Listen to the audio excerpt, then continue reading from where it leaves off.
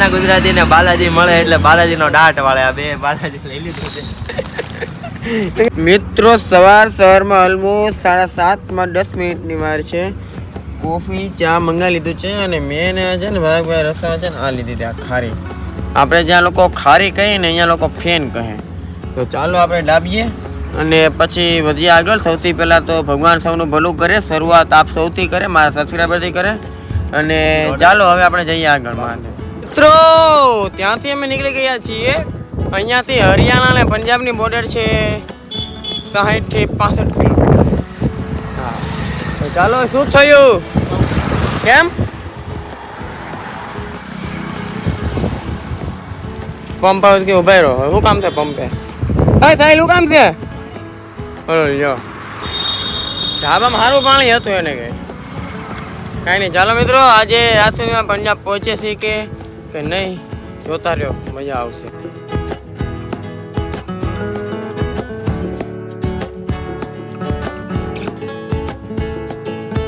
પછી છે ને માટલાનું સરસ મજાનું પાણી પીતું, સરસ મજાનું પાણી છે. અને સાહિલભાઈ જો કોને રમાડે, ન્યુ મેમ્બર અમારી યાત્રામાં. એનો નાનો ભાઈ જો ગમે ને હોય ને એકાદું હોય તાવ રેડી જાય.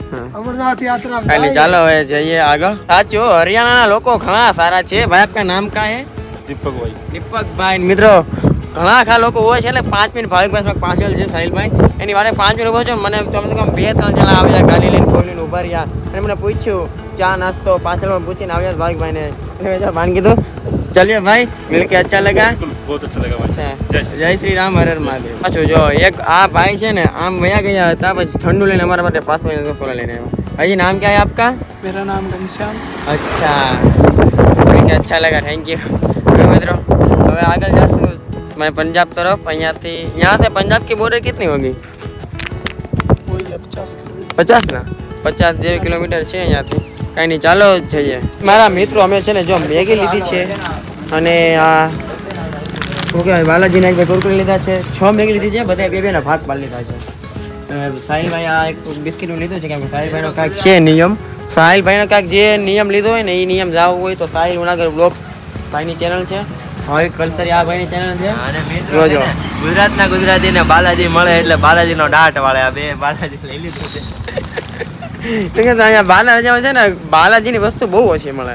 અને એમની કે અહીંયા જે મળી વસ્તુ ખરાબ હોય, પણ અહીંયા લોકોને એ વસ્તુ વધારે ભાવતી હોય. અને આપણે તો શું કે જે જગ્યાએ જે વસ્તુ વધારે વેચાય ને એ જ વસ્તુ આપણને મજા આવતી. માનો આપણે છે ગુજરાતમાં, મારા સુરત શહેરમાં છે ને મિત્રો બાલાજી વધારે વેચાય એટલે અમને બાલાજી મજા આવે. અહીંયા બાલાજી ઓછું હોય, કંઈ બીજી કંપની હોય તો આ લોકોને કંઈક બીજી કંપનીનું મજા આવે એમ. અને એટલે છે ને બાલાજી મળ્યું તમે તો લઈ લીધું. હવે લઈ તો લીધું પણ આ કોને મૂક્યું? મારું નથી હો ભાઈ. હા ને મારે નાખી દીધા.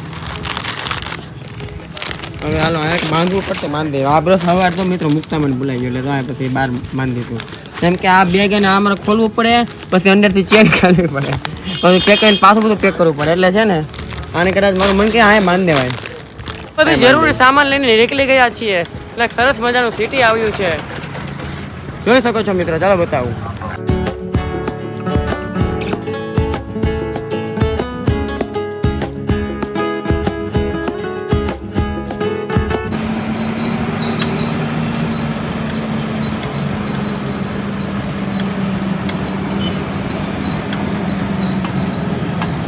ભાઈ ને કે બ્રેક નહીં મારતા અચાનક હા એમ થોડો કે વાંધો આવે છે.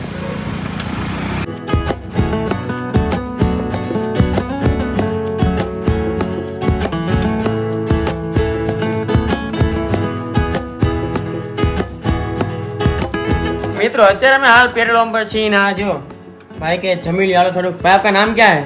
अनूप. भाई आपका नाम? संदीप कुमार. અચ્છા મિત્રો બંને ભાઈનો મેં જો મેં તો હરિયાણા લોકો કેટલો બધો પ્રેમ આપે હે ભાઈ કાંઈ ઘટે?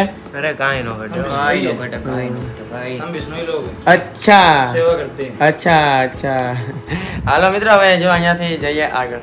ભાઈ જમવાની પણ લીધા. લોકો મિત્રો અમે બપોરે આખો દિવસ અમે ઓછું ખાઈએ કેમ કે પેટ ભરી ન ખાય એમ તો હું તો મસાલો છે ને બિસ્કીટ ઉપર જ જીવું આ ખાડીમાં. સાહિલભાઈ આરામ કરે છે, ભાઈ જરાક ફોન જોવે છે. ચાલો હવે ધીમે ધીમે આગળ વધીએ. ઓલમોસ્ટ 2 વાગી ગયા છે. ચાલો જલ્દીથી આગળ વધીએ.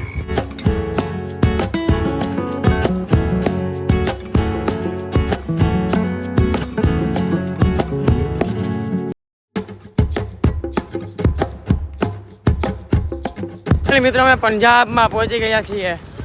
અહીંયાથી એક ગુરુદ્વારા છે, ત્યાં રોકાવાનો વિચાર કરીએ છીએ. અહીંયાથી બસ હવે થોડુંક જ છે, 4-5 કિલોમીટર.